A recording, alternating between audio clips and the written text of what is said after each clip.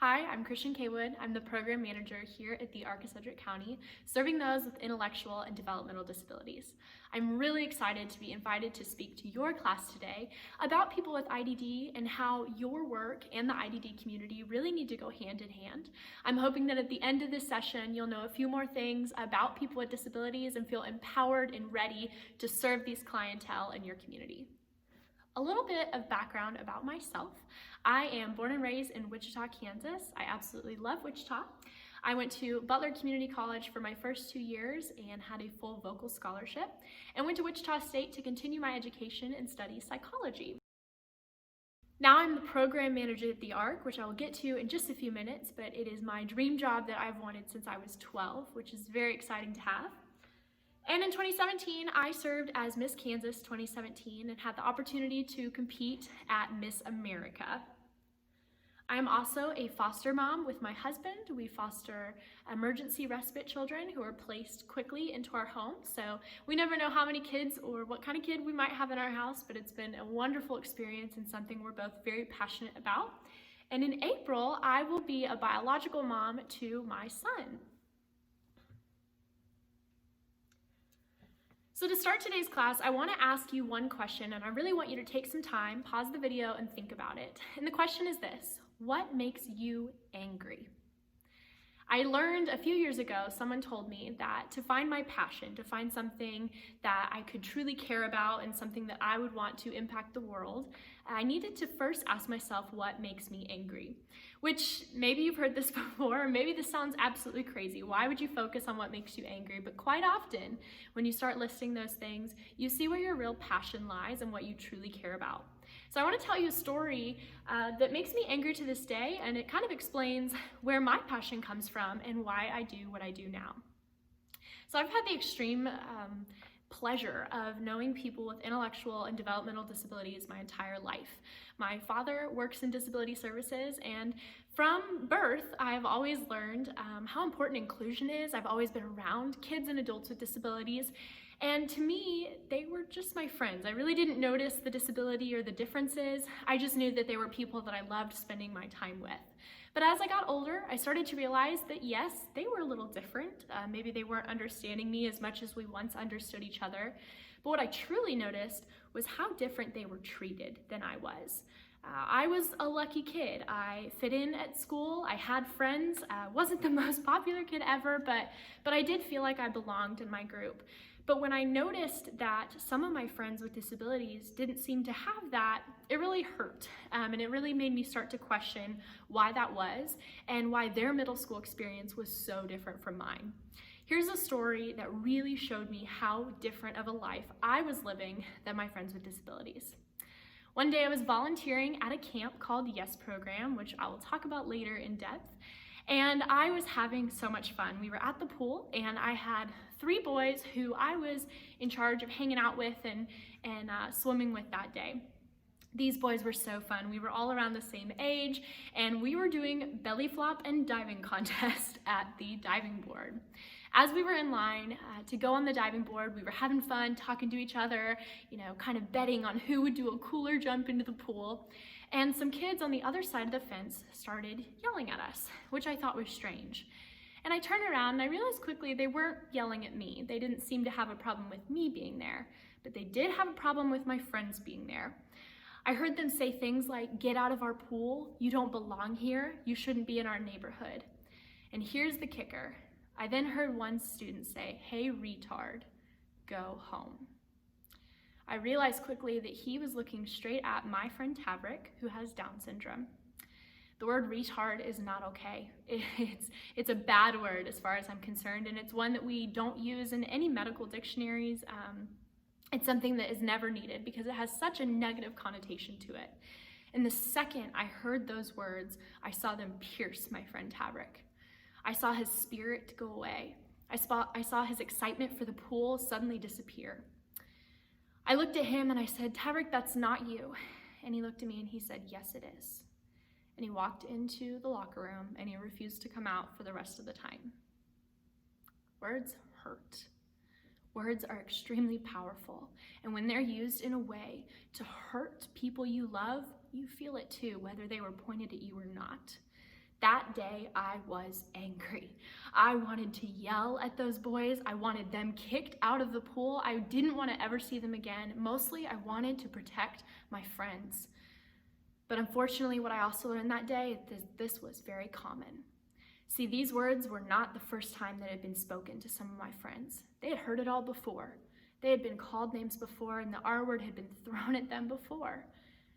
And while it hurt them, you could tell that they were almost numb to it, because the amount of times they've been told that they don't belong, that they don't fit in, and they shouldn't get to do the things that we get to do. It was that day at a pool that I decided that for the rest of my life, I was going to fight for my friends with disabilities, because I do not want to live in a world or raise children in a world where people are not included. One of the things that I started to do in response to this situation was start speaking out, start researching, start talking to my dad and others about what I could do in middle school to help. One of the ways that I got involved is by joining the Circle of Friends mentoring program, which is in a lot of schools in the Wichita and surrounding areas.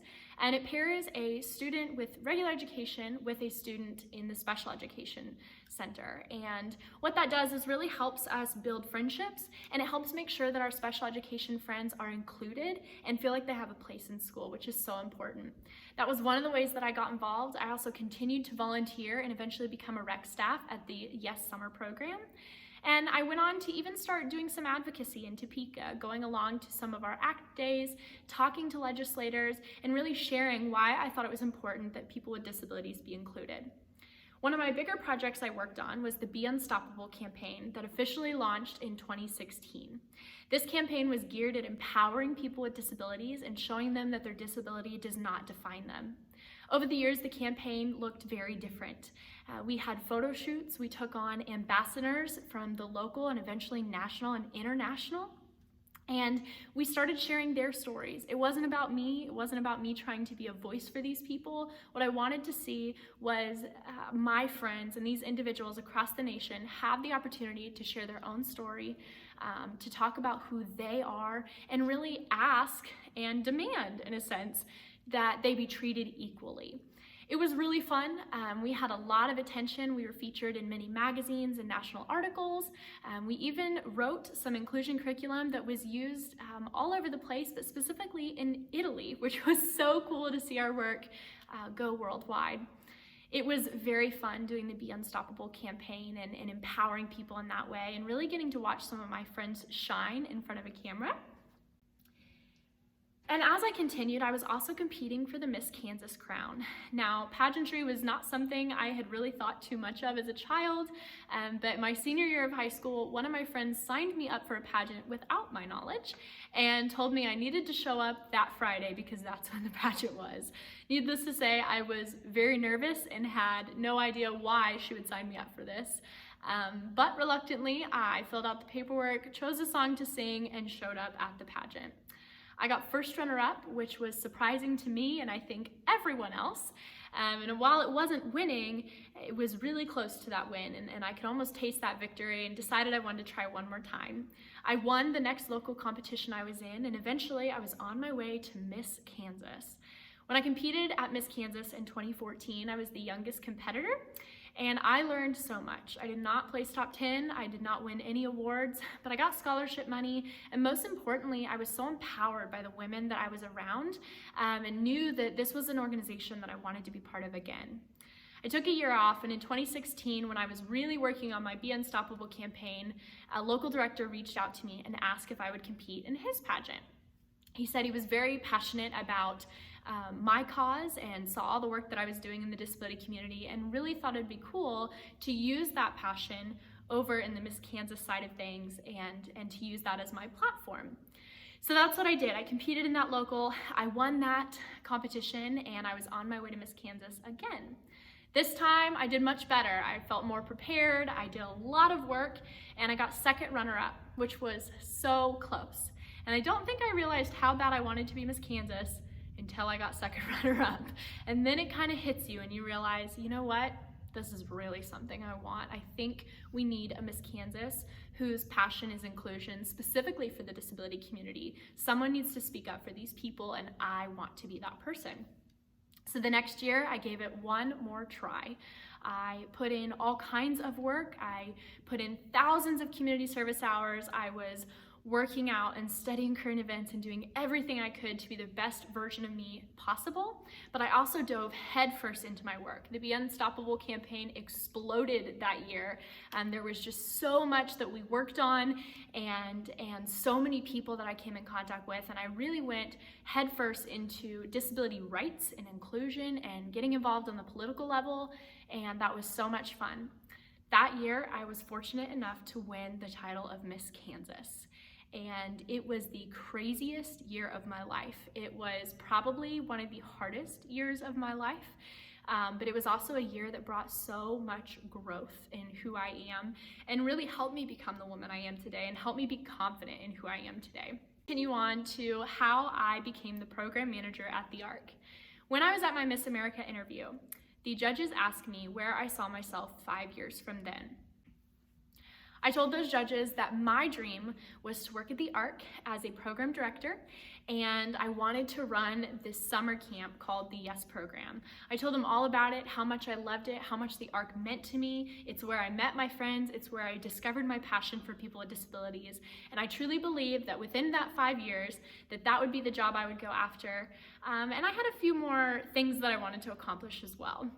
Well, it's 3 years later, and I'm here. I'm running the program department at the ARC, and I couldn't be happier. There's no other place I want to work, and I plan to stay here forever as long as they will let me. So I want to tell you a little bit about the ARC and what we do, and then I'll explain why that matters and should matter to you. The ARC serves people with intellectual and developmental disabilities in the Sedgwick County and surrounding areas. There are thousands of people we serve every year. We offer programming, which is my department. We do summer camps. We do the Circle of Friends mentoring program, which I mentioned being part of as a middle schooler. We do events throughout the year. We have learning series. We have dance classes, all kinds of things we offer. And we also have case management. Case management is a huge part of the ARC. We're the largest case management provider in the state, serving over 650 clients. Our case management here is booming. We are constantly hiring new case managers. And a case manager really is your biggest ally when you are an adult with disabilities, helping you find jobs, helping you find places to live, and making sure that you're living the life that you want to live. Another component of the ARC is our education and resources. We provide many resources and educational opportunities, not only to those we serve, but their families as well, to make sure that people with disabilities and their families know what they have available to them, what resources they can access, and just make sure that they're able to truly live out the life they want and they have every resource they need to make that happen. And our fourth pillar is advocacy. The ARC does a lot of advocacy on a state and national level. We are definitely paying attention to what's going on in elections, in the political sphere. We're watching things that are happening in our local community, and we're constantly speaking out and educating our people so that our votes matter and that we can really make sure that the disability community is being treated fairly and getting all that they need to really be included in this community. Today, I'm just going to tell you about 2 programs that we do here at the ARC.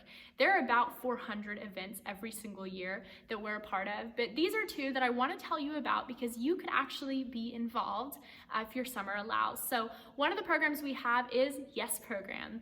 As you remember from my story, that is what I started volunteering in years ago and absolutely fell in love with. And now I have the extreme pleasure of being the Yes Program director, which is so crazy and so much fun. YES stands for Youth Education and Summer Socialization. It's a 10-week program partnered with USD 259 and Wichita Parks and Rec. In the morning, 259 provides education with their own teachers and paras from the school district, and it's not like regular education. You'll see math worksheets, but really what you're gonna see when you step into Yes Camp in the morning is themes come to life. We have a different theme every single week, and so when it's Space Week, we are counting astronauts. We are learning about zero gravity. We are dressed up like aliens and astronauts. We're eating moon cheese and learning all about space and planets. And it's just a fun way to continue education, to help these students stay in a school routine and be ready for the next school year, while also having fun and making it something that they enjoy. In the afternoon, our rec team comes in and we do recreation. We go swimming, horseback riding, we play in mud, we wrestle in jello, we do slip and slides, we have crazy days with the most insane challenges and experiences. And really it's all about helping these students step out of the box and do things that maybe no other student is doing. So Camp Pride is our adult camp. It happens after Yes Camp at the very end of the summer. It's for ages 13 and up, and it's a 4-day, 3-night overnight camp. We spend the week in different teams doing team challenges, having crazy fun camp traditions. The Camp Pride Challenge is always a big thing. We've got skit nights, we've got talent shows, and it's just a really fun 4 days with our adult campers, and it's been so fun. And this year, we will be celebrating our 60th Camp Pride. So of course, we're doing the Groovy 60s theme, and it's very exciting. If you have your summers free and you are looking for a fun job, this would be a wonderful opportunity for you to really get to know our clientele. I have no doubt that it will help you in your professional experience, getting to know these individuals and having some firsthand experience with them. If you're interested, we are starting our hiring process soon for the summer.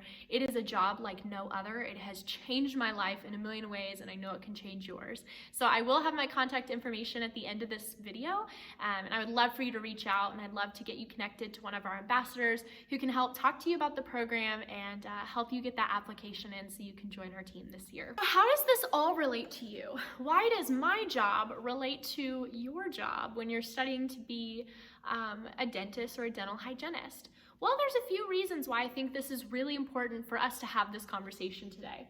One is dental hygiene is very, very important in the intellectual and developmental disability community. We've seen that a lot of the behaviors that we see in residential settings can actually be traced back to oral hygiene. If someone is nonverbal or they just really can't tell you that they've got pain in their mouth, that can be a huge problem. And you probably understand better than anybody that when your mouth hurts, that bugs you, and it's something that needs to be taken care of. We know that dental hygiene is very important in our community. We try many times to talk about dental hygiene to help our clients brush their teeth, but for some of them it's a sensory thing. It doesn't feel good to brush teeth, it doesn't feel good to floss, and we see a lot of problems, and of course it can really hurt your self-confidence when you don't have a smile that you're proud of, or when you're afraid that your breath stinks, your teeth don't look good. It's just a little harder to feel confident in the community, and for a population that already doesn't feel included at times, it doesn't feel like they're wanted, that can be a really sore subject. As you might know, there is fear associated with going to the dentist. Yes, I will even say that sometimes I get a little nervous about people working inside my mouth, looking at my teeth. There's always just a little fear about it. It's a very personal service that you are offering. And so of course, we want to help eliminate fears, and we want to kind of break down that tension. And we believe that you can help us do that if you get to know the disability community a little bit better and feel more equipped to do that. So for a second, I want to kind of step into a point of view of one of our clients and what it might be like to go to the dentist. So I want to show you this picture here. As you can see, this person is at the dentist. You can see there are two people kind of standing over her, and they've got tools in their hands. She's got the, I don't know what you guys call it, the bib on. Let's talk about a few more things that might be going on in this photo. Maybe we don't see everything, but you probably know what other things could be going on in this situation. So here's a few questions. Is there music playing in the background? The dentist I go to always has the radio on. Is that something that this patient is hearing? And how loud is that music? Are there other people talking? How close is the next room or the next patient? Can you hear what that dentist is saying or what that patient is going through? What sounds does the equipment make? Whether it's equipment for someone else or maybe the equipment that is being used on this patient today, what are all the sounds that are kind of coming in that this person might be hearing? Is this person wearing goggles? A lot of times I know that my dentist puts on some sunglass goggles on me. I'm really not sure why. Someone would like to answer, but That could be a real sensory issue for someone with a disability, especially if they have sensory processing disorder or autism. Having that feeling on your nose can be uncomfortable. And if you're not used to wearing glasses or sunglasses, that might be something that's bothersome. What about the bib on? They're not exactly soft claws. Is it scratching at the neck? Is it just something that's just on you and feels close that you might not appreciate? How many people are around? Are there 2 people working on your mouth? Are there more walking in and out? Can you hear other people moving by? Is there a light over the head? I know a lot of times there's that big light that gets pulled down and that bright light shining in your face. That can be a sensory issue. Now, to some of us, we might think, well, yeah, that all happens at the dentist. But when you have a sensory processing disorder, all of that is heightened. All of that feels louder, looks scarier, the light looks brighter. And when you have all of that going on, it's gonna be hard to feel comfortable with someone poking around in your mouth or trying to clean your teeth or whatever you're doing. Now, what I wanna say is your job is so important and I appreciate it, and I'm not trying to say that all dentists are scary and you guys are doing awful things to scare our people. That is not the case at all. But to look at it from that point of view and to really think about what someone else might be experiencing in the dentist chair, that's a really good way to just kind of keep those things in mind and think about the way you're going to approach that patient this time. How can you help someone with a disability when you are working with them? Well, the first thing is you have to be willing to help. Do you truly, truly want to help this patient? Do you want to make it a positive experience for them? Are you willing to do things differently in order to help ease some tension and make them feel comfortable? If you know you have a patient with an intellectual disability and you see them and your first response is, oh great, what if they run away? Oh great, what if they get upset? Oh man, this is gonna take forever. Quite honestly, that's not the attitude to have, and this probably is not gonna be a good experience for anyone involved. But if you can look at it from another point of view and say, this is an opportunity to make this person feel loved, feel included, feel special, that they're getting their teeth worked on and that they're being taken care of, then you probably have the right attitude to work with them, and it's probably gonna go over much better. Our people know when you think they're an inconvenience to you.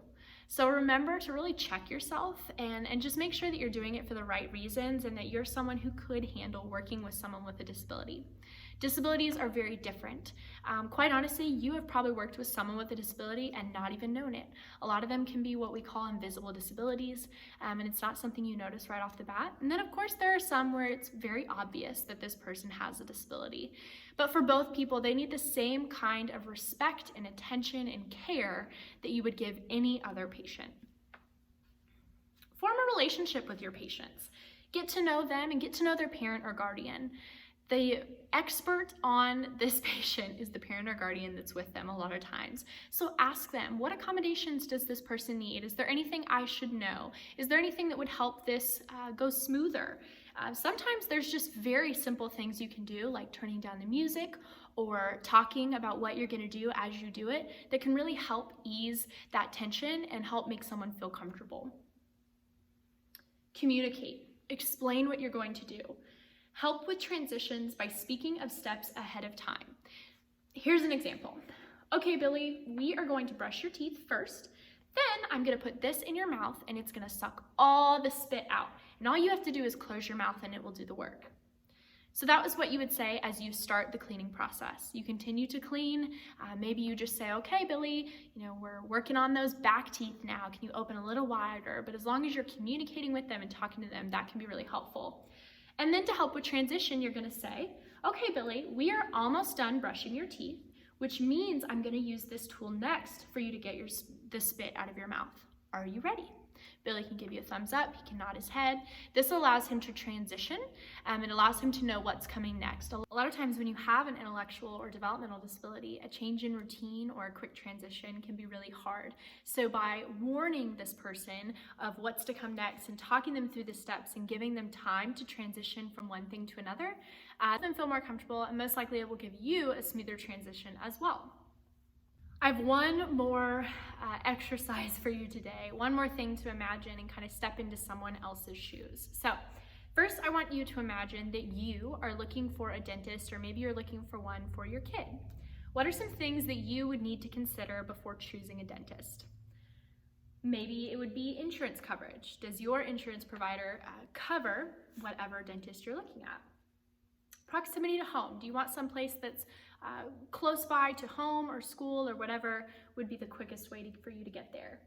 What about experience at the dentist? Do you want to know that this person has had so many years experience before working on you or your child?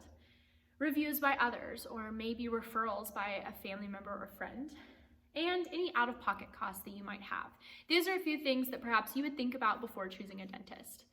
Now I want you to think of what a parent of a child or adult with disabilities would also probably think about when choosing a dentist. They might think of things like what the waiting room is like. What does it look like? What other sounds are there? Would it be a place that their child could handle the wait for? Would it be a place that would be warm and inviting for them? Does the dentist have experience with people with disabilities? Would they be kind? Would the other staff in the room be kind and accepting of someone with a disability? Are there overwhelming decorations or sounds in the office that could set off their child or adult? Are there potential dangers in the office that they should watch out for? What about the location of the office? But here's a different way to look at it. If your child elopes or runs away easily, what intersection would you be at? What dangers could there be in the location that you are at? See, these are things you probably wouldn't have to think about, but there are just a few things that a parent of a child or adult with disabilities would probably be thinking about when choosing a dentist. There's so much more for a parent with someone with a disability to think about every day, because it's not just the dentist that has all these other things to think about. It's grocery stores, it's schools, it's summer camps and daycares and preschools, it's doctors' offices, and just so many other things that perhaps we take for granted on how easily and available some of these places are.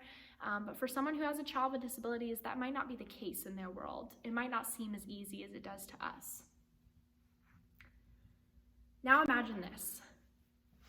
A parent finds your clinic and decides to try bringing their child with a disability. They call ahead to see if this could be a good fit. The receptionist encourages the mother to tour the facility before the first appointment to help the child be comfortable with the space. The mother meets you. You treat her and her child with kindness and respect. You ask what accommodations you can make that would help.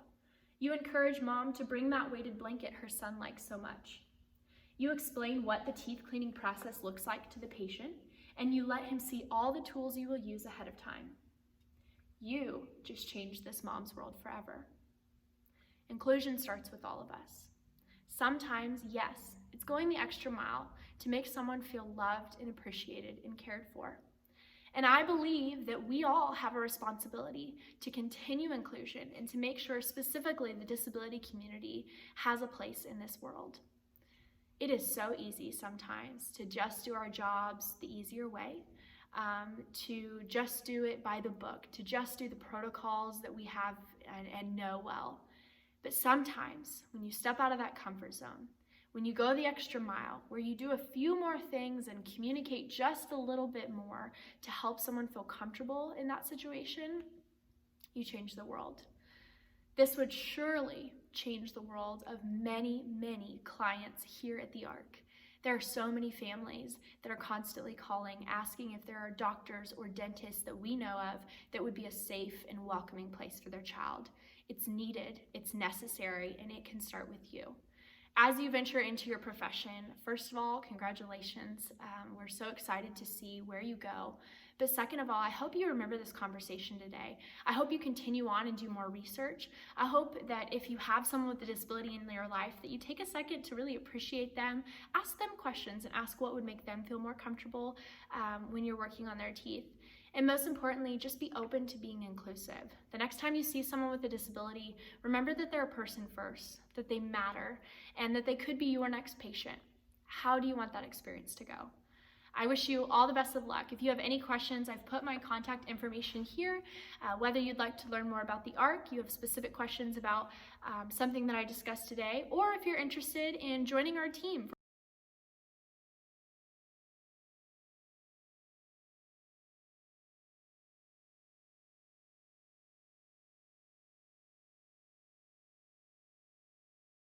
one of our summer programs. We're always looking for great individuals to come have fun with us. You can call me here, you can send me an email, and of course, please check out the ARC's website to see all the other programs and resources we offer. Thank you so much for having me. Have a great day.